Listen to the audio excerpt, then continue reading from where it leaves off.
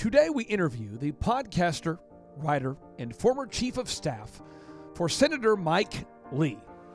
And he shares why knowledge is only potential power. And the thing that is always most important to me is we often make the mistake of talking about knowledge as power. And that's just a myth. Knowledge is only potential power, and it only becomes power when we actually use it and apply it. And it's when we apply principles that change happens, lives are transformed, communities get better, good things happen in the world. Boyd Matheson also joins us to share how to learn to disagree better and why it's super important for everyone to be on the same page after a decision has been made within your organization. I used to stand in a lot of organizations and they talk about consensus, and I say, wait. Consensus is not 100% agreement. It's not 100% agreement. Consensus is 100% support once the decisions have been made. You got people undermining authority, by saying, hey, we're going to do it different. I know so-and-so said this, but we're going to do that. That is an exhausting thing. I've seen more organizations go down through that because the test for any organization is, we normally run out of energy long before we run out of opportunity. And I've seen so many businesses run out of energy because of this very thing that you've described. Get ready to enter the Thrive Time Show. We started from the bottom, now we here. We started from the bottom and we'll show you how to get here. Started from the bottom, now we here. We started from the bottom, now we here. We started from the bottom, now we're on the top. Teaching you the systems to get what we got. Colton Dixon's on the hooks, I break down the books. Z's bringing some wisdom and the good looks. As the father of five, that's why I'm alive. So if you see my wife and kids, please tell them hi. It's the C&Z up on your radio. And now 3, 2, 1, here we go. We started from the bottom, now we here. We started from the bottom and we'll show you how to get Yes, and yes. Thrive Nation, on today's show, we are interviewing Boyd Matheson, who's the former chief of staff to Senator Mike Lee and a huge force for making good popular in the world. Boyd, welcome on to the Thrive Time Show. How are you, sir?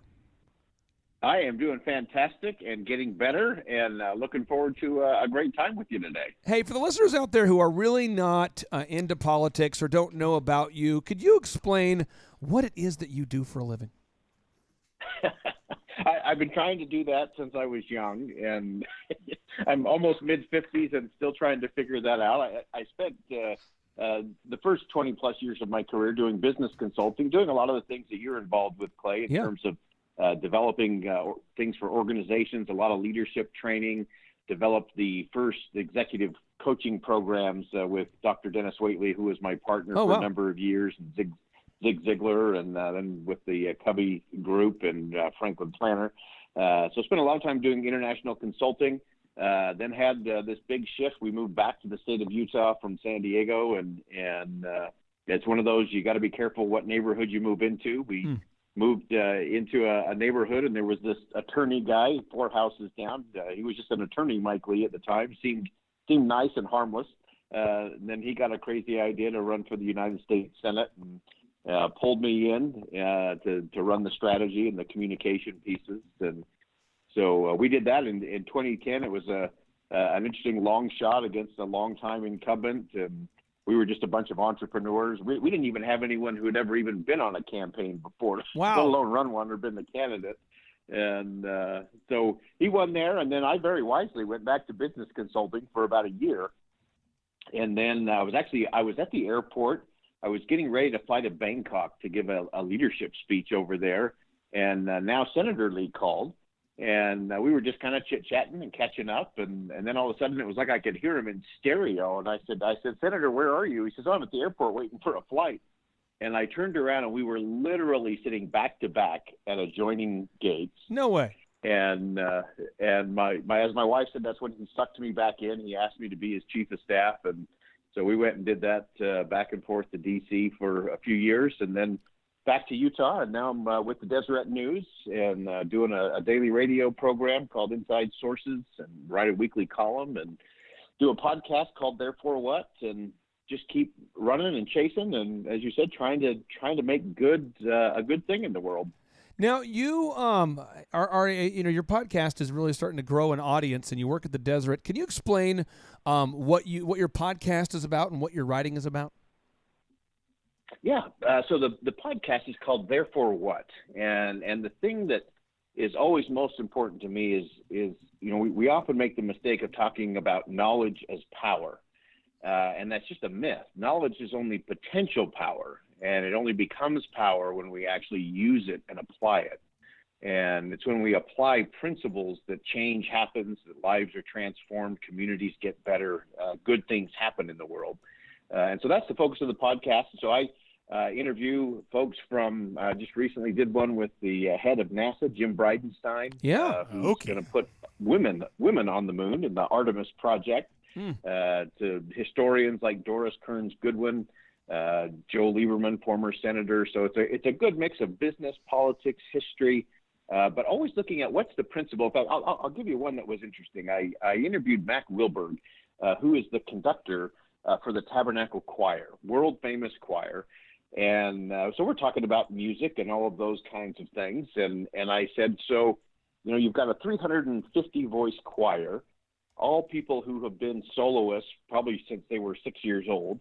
What is the key quality? What's the key principle they need to learn in order to be effective in a 350 voice choir? And he said, I constantly remind them to listen louder than they sing. And that was a wow moment for me. It's like, you're telling me the quality you have to be a great singer in the choir is you got to listen louder than you sing. And I started thinking, wow, imagine if leaders did that in businesses, if they listened louder than they spoke, if politicians listened louder than they delivered lines on the stump, it'd be a very different space. So that's the focus of the podcast, is what's the principle, and then how do we apply it in our lives? And then what's your writing about for those people who are not familiar with the writing that you do at the Deseret? So my writing ranges kind of the same span from political and business to just what's going on in the community, but always principle based. To me, it's about having a different kind of conversation out there.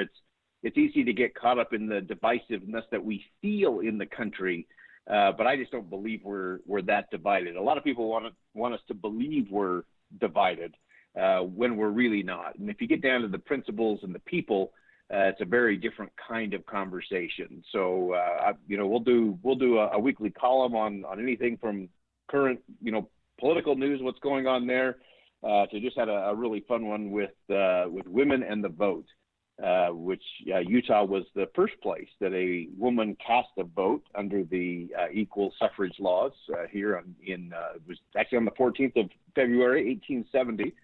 And what that really meant, and how women. I come from a large family. I have 7 sisters. Wow. I also have a mother, a wife, and 3 daughters, and 2 granddaughters. And so I understand the issue pretty well. But I have been influenced powerfully by extraordinary women at every stage of my life, from my business experience to political experience. And I often like to use the quote from Winston Churchill that to everyone there comes that moment when they're figuratively tapped on the shoulder and given the opportunity to do something special, unique to them and fitted to their talent. And I think that's true. I think we all get opportunities like that every day, large and small, to do something significant. But Churchill always cautioned, he said, what a tragedy if that moment finds them unwilling or unprepared for what could have been their finest hour. And so this past week in my column, we focused on women responding to that tap on the shoulder and how women have been uniquely prepared to lead in extraordinary ways. Most people don't know, for example, that after the bombing at Pearl Harbor, the first person to address the nation was not the President of the United States. It was actually Eleanor Roosevelt. And she actually delivered a better message than her husband gets credit for his day of infamy. But her message to the people, she had a weekly radio show, believe it or not, back then, and they went on with it. And she spoke to the mothers of the country. She spoke to the young people. She spoke to the citizens and those who had members of their family in the military, and called on the nation to come together and do something really significant. And so it's one of those things that caught my attention based on principle and able to really foster a conversation around it. For the listeners out there that are curious, I know, Wes, you're an attorney, so you make money by charging people per hour, per project. Correct. But there's no mystery to it. But I think if you're a podcaster and a writer, Boyd, people probably want to – I'm not asking for how much money you make or that kind of thing. I just want to know, how do you monetize the recording of knowledge that you're making actionable and writings? How do you actually make money? Well, the fortunate thing for me is I've always been able to do enough other things that I didn't have to worry about monetizing on the principles themselves. Yeah. And so it's part of the way I've always functioned. Even when I was doing business consulting, I was doing a lot of free stuff around the world, working with young people, speaking to groups and so on. And so, of course, you can do the monetization strategy in terms of a newsletter and advertising and those kinds of things. Obviously, we do that on radio with the program there. And so there's plenty of ways to monetize and move it as a business because information is everything. The key is to make that unique and powerful and then applicable, because then people want to come back for more. To me, that's the whole key to monetization is what's the unique value add, and then what is it that's going to make people feel like they are part of that story. Everybody wants to be part of a winning story. It drives so much of our behavior. Yep. And if people can feel like they're part of something bigger than themselves, then you can both monetize, but more importantly, you can maximize your opportunity for impact. You recently wrote an article where you talked about Clayton Christensen's secret sauce begins with individual disruptive innovation. And some listeners don't know who Clayton Christensen was. He's a renowned Harvard business professor who has recently, unfortunately, passed away. We had him on the podcast. He's written incredible books. And, a lot of the world's business leaders went to Clayton Christensen when they needed help with their processes and systems and building scalable business models. Talk to us about this article. Clayton Christensen's secret sauce begins with individual disruptive innovation. What was this article all about? So a lot of people had talked to Clayton over the years in terms of, how he would really go about innovation, disruptive innovation inside of a business or an organization, and how you have to really get out of the entrapment of doing what you're currently doing and start figuring out, okay, how do we change this game? But the thing that I found with Clayton Christensen was that it was really about people first. And really, getting past kind of the ego and all of those kinds of things. And he understood in a unique way that trying to hold on to where you are, the status quo, is really what inhibits us from growing, whether that's individually, as a family, as a neighborhood or community. And so, recognizing that you gotta let go of a lot of stuff if you really want to get to the really, really good stuff. I agree with that. I agree with that. And I think that sometimes it takes somebody like yourself to shine a light on people, especially after they die sometimes. A lot of times people don't realize how profound somebody was until after they pass. I think Picasso was largely underappreciated until after his death. What made Clayton Christensen such a prolific writer in your mind? So I think part of it was that he was always 100% authentic. He brought his whole authentic self to everything he did, whether it was teaching a class at Harvard, whether it was writing a book on how will you measure your life. He brought all of that together. He wasn't afraid to bring his spiritual self and his business acumen and his strategy abilities all to the table at the same time. He was one congruent person. So often in the world today, we're convinced that we have to compartmentalize ourselves and we have to have our friendships over here and our spiritual self over there, and family life goes here, and superhuman in the community goes here, and we start to compare ourselves, and social media exacerbates that a million times over, and we have to learn that. And I think Clayton understood this so well, that viewing your life through comparison was always fatal vision. It never gives you the true look of who you are, never allows you to maximize your own gifts and talents. And I think that was part of his secret sauce, is that first he did it himself, and then he empowered those around him. He has we always talk about it in football, you have a coaching tree. Yeah. And a coach who develops assistant coaches who then go out and become head coaches, and then they develop their coaches. And Clayton Christensen has a coaching tree that will live on for generations and generations, because he was so committed to make sure that everybody had a chance to grow and overcome and excel and achieve. And so that's to me, that was just the real magic of him. If people haven't read any of his books, they should start with How Will You Measure Your Life? It is a game changer, and take a weekend and read that. And that'll get you on a good path for sure. Why should we have to read How Will You Measure Your Life? What is this book about at its core? At its core, it's really asking that core question. I think the ability to ask the right questions is often the difference between failure and success in the world. And when it comes to our personal lives, we're often not in alignment.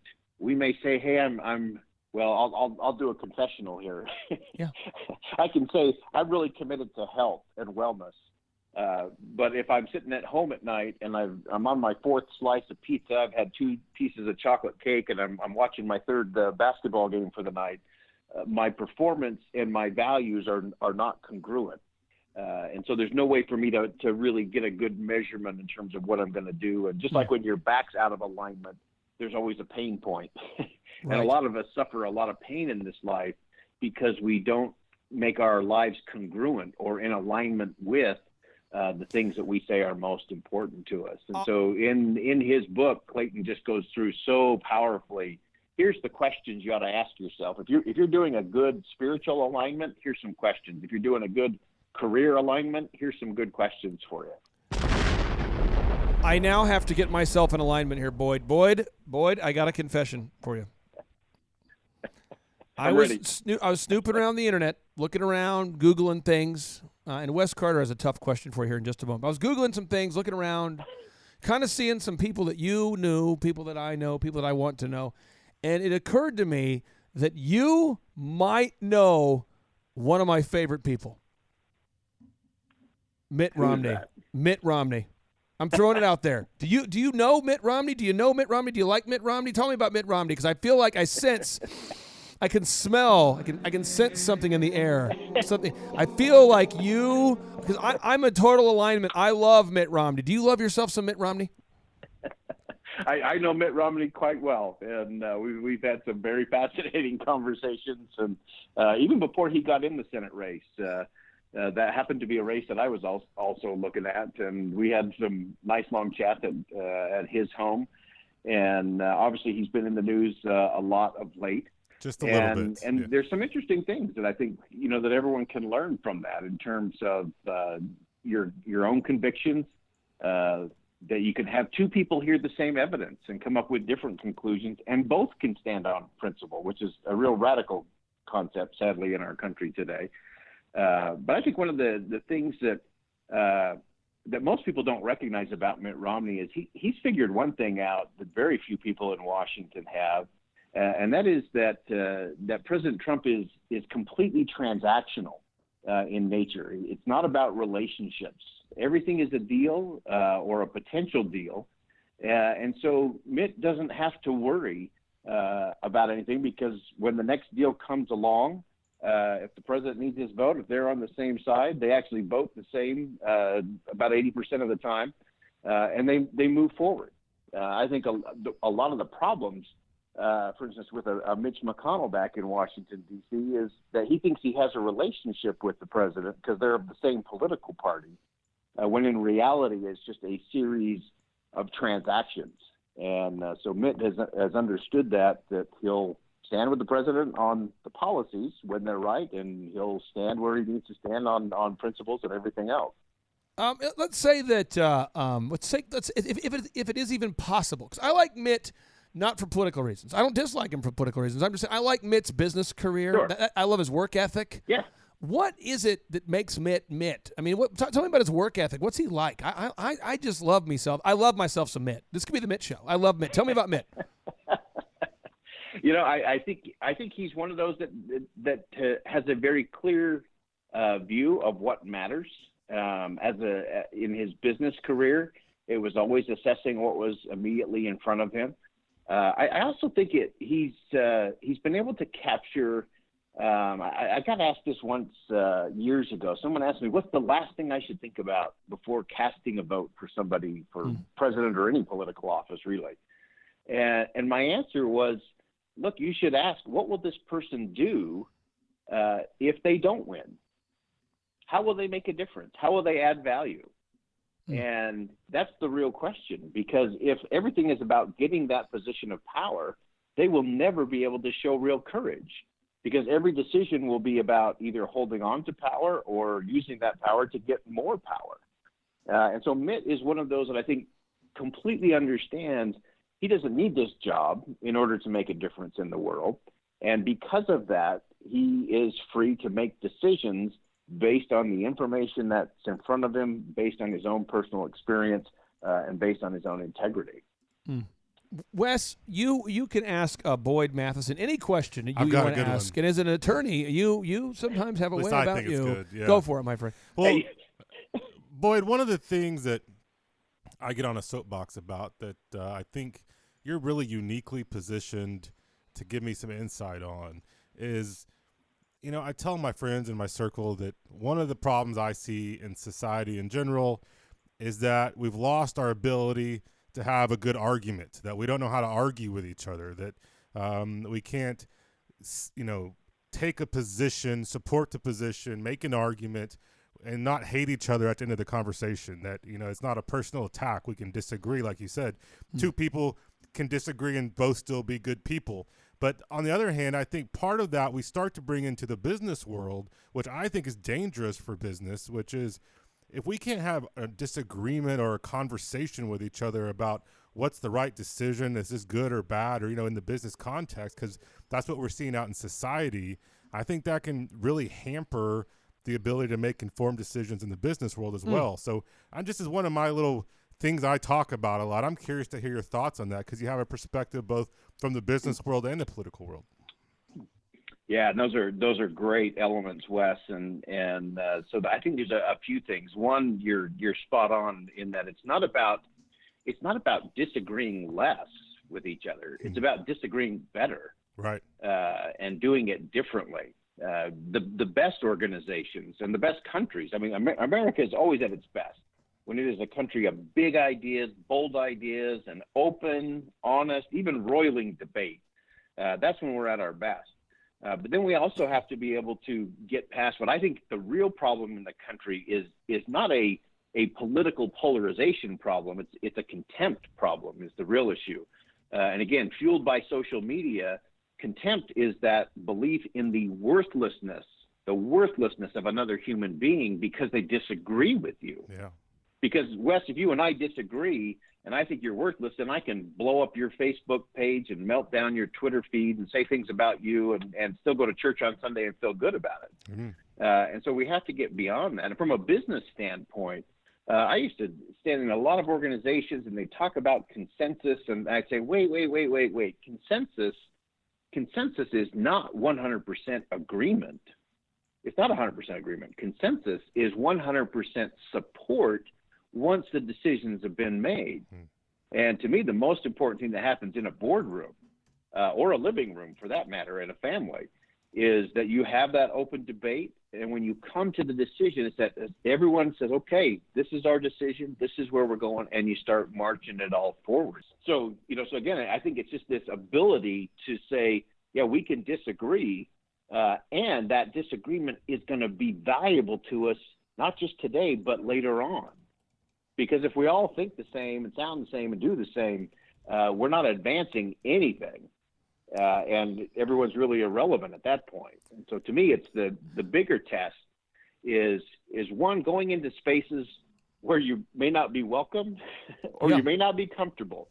As a business, you got to get comfortable having uncomfortable conversations. As a family, you better get comfortable having some uncomfortable conversations. If you're worried about your marriage and your children and their future, you've got to get to that. This is Wes. That was good. It was so good. Brady, Boyd, this is so good. I want to just get into this because I think of a guy like Tom Brady, and I think of a guy like Bill Belichick. They're on the team together for 20 years together, player coach.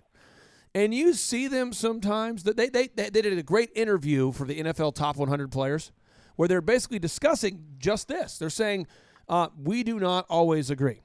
Tom says we don't always agree, but we debate it behind closed doors most of the time. And then we go out on the field and I execute the plan. Like whether or not Jimmy Garoppolo should be on the team. There we go. Wes.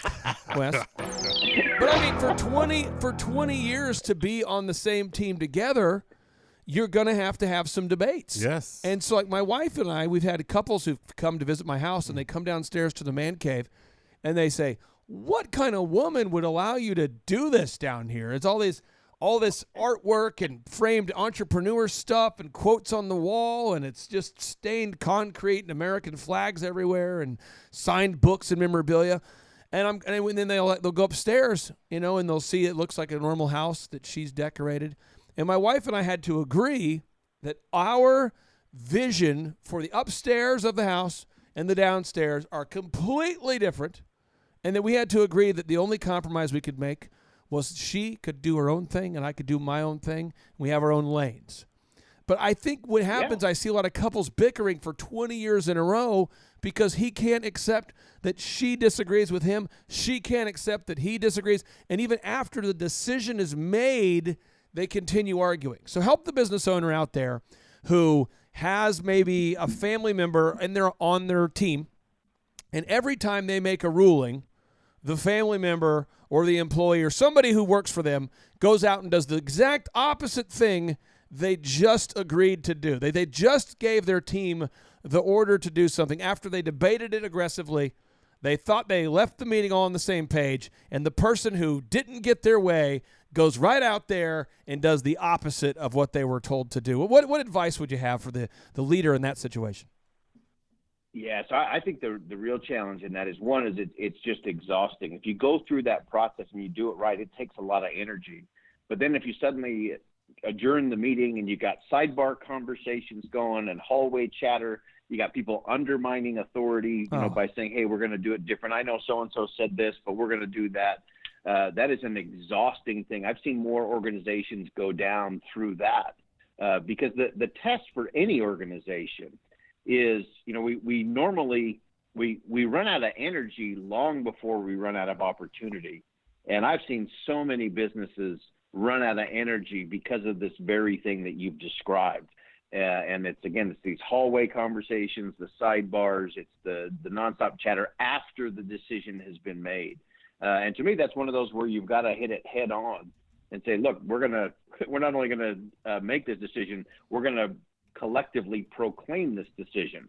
And whether you do that through an email or through a team meeting or a company-wide meeting or whatever it is, it's one of the things that Belichick and Brady do very well. Is once they make the decision, say, yeah, this was the call, and this is why, and this is where we're going. And so there's no question.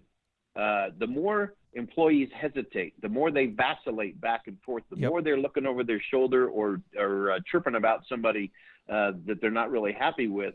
That leads to exhaustion, and that kills more businesses than anything. Yeah, I don't know if you know this, Boyd, but I do a lot of work with religious organizations and churches and nonprofits. And so I get often asked, how do I pick my board?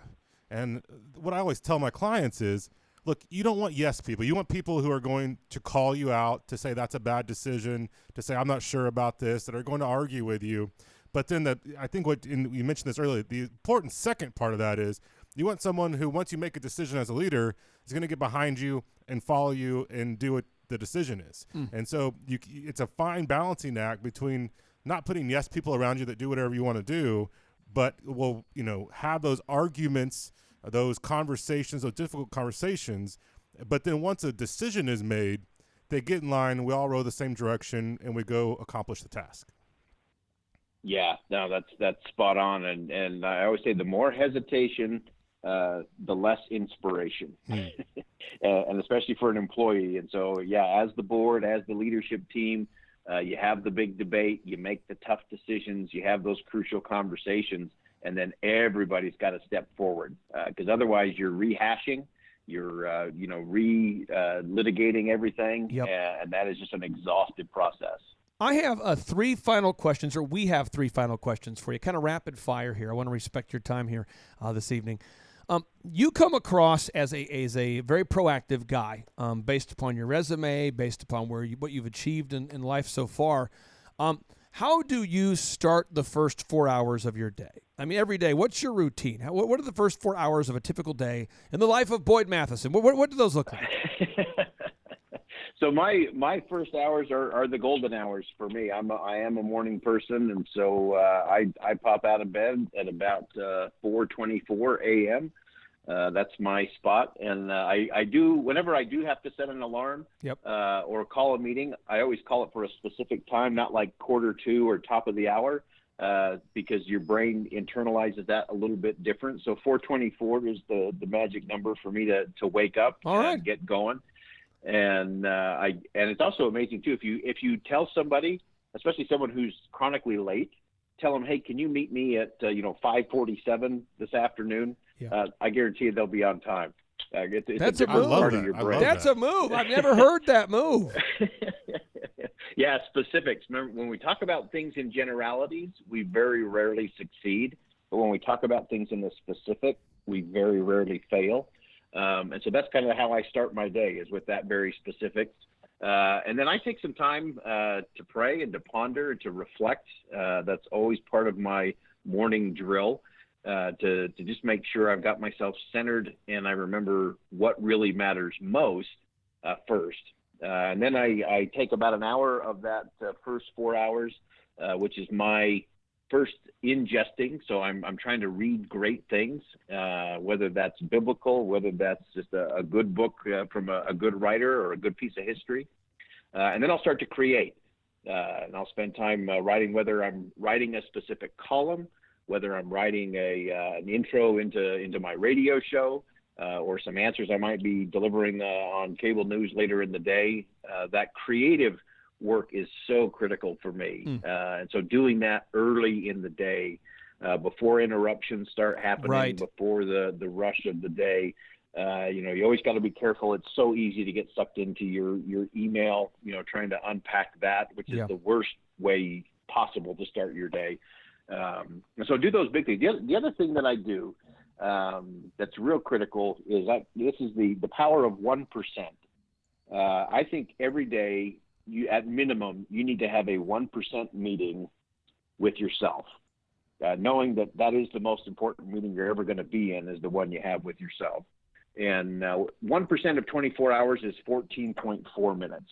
So you can round it up to 15 if you like. It's amazing what you can get done in just 15 minutes if you're focused. It's also amazing how often we waste 15 minutes here, 15 minutes there. So to me, that's what you have to master, is that 1%. So in that 1% meeting with myself, I'm going to do a quick review of the day, what went right, what went wrong, what could have been done better. What are my highest, most important priorities? Where do I want my brain power to go? Where do I want my heart and soul power to go? Where do I want my physical energy to go? And so living a little more intentionally that way really helps me to make sure that I'm better at being present to the moment, which is another big problem in our society today. I learned this in Japan as a young missionary over there. Be here now. Be present to the moment. And then one other thing I picked up from Japan, from this old guy, he was 94 years old, Mr. Yamaguchi. Elephants don't bite, but fleas do. True principle. Big things in life tend to take care of themselves. It's what we do with those little things that either holds us back or propels us forward to the accomplishment of a goal or objective. So mastering those little things is real critical as well. That is so good. Before Wes gets a chance to ask you the final question here, for the listeners out there who want to know, okay, I like this guy. I like this Boyd guy. He's my kind of guy, this Boyd Matheson. He knows Mitt Romney. He was once the former chief of staff for Mike Lee. He is a podcaster. He's a writer. He wakes up at 4:24. Where can they learn more about you and the things you're up to? Where's the best place for them to go? They can always go to Deseret.com, Deseret, Deseret.com. You can read my columns there. You can follow me on Twitter at Boyd Matheson.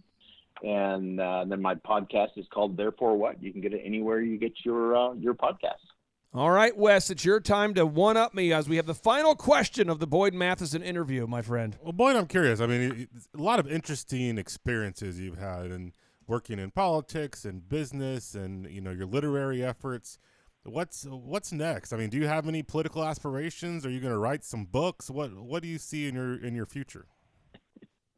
To me, it's all about convening, bringing people together to have these kinds of conversations like we've just had. I don't know that there's anything more important than that. And I actually believe, I don't think I will run for political office because it's interesting. I actually think guys like you actually have a bigger influence. You have an ability to bring people together, to touch hearts and minds. And ultimately, that's what moves the nation. I learned this one time. I was in Washington, D.C., and had this great Uber driver who, when he went to put my luggage in the back of the car, I saw his Army fatigues, and I thought, uh-oh, this guy's serious. So I started asking him questions, and he taught me a really important principle. He said that, the great things, the magic of life happens within the parentheses of a crazy idea.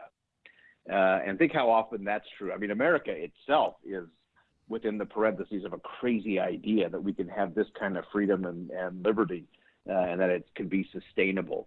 But I've also learned that it's the people who are willing to leave something behind. And when I say leave something behind, I'm talking about fingerprints. I love people in the fingerprint business. And I'll tell you one. There's we'll call her Mary.